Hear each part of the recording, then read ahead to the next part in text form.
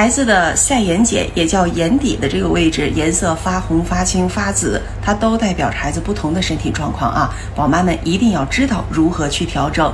中医认为呢，脾和胃它分别对应着眼睛的上部和下部。胃首先将食物分解加工之后，由脾脏负责吸收运化。如果说孩子脾胃虚弱，运化功能下降，水湿就会停留，不能被顺利代谢，那就会堆积在体内。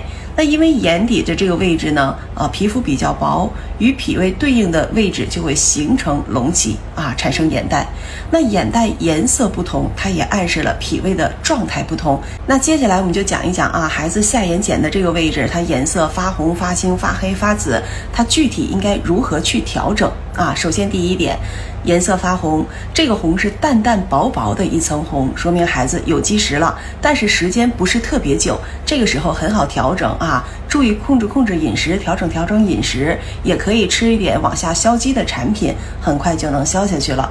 那如果说孩子下眼睑发青了说明积食已经有一段时间了，宝宝就开始难受了。这个时候他可能会出现不爱吃饭口臭或者睡觉不踏实翻来覆去，撅着睡、趴着睡、跪着睡等等。有的孩子还会眼屎比较多，尿液比较黄。有的孩子呢会这个半夜容易惊醒等等。那如果说孩子下眼睑它不光是红了，它是发肿胀的红，说明孩子不光有积食了，而是因为积食化热引起的这个什么呢？热症出来了，也就是我们常常说的上火。那火呢也有实和虚之分，平时喝水少、口干舌燥、咽喉肿痛的，这是实热。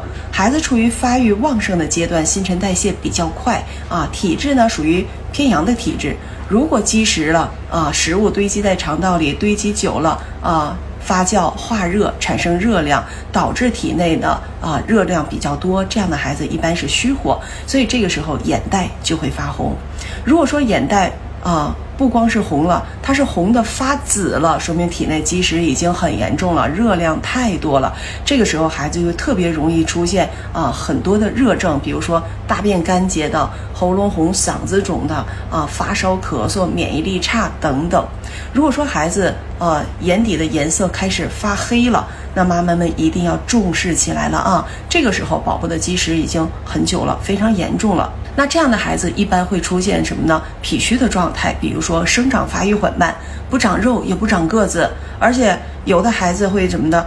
照同龄的孩子低很多，免疫力也会比较差，反复的生病。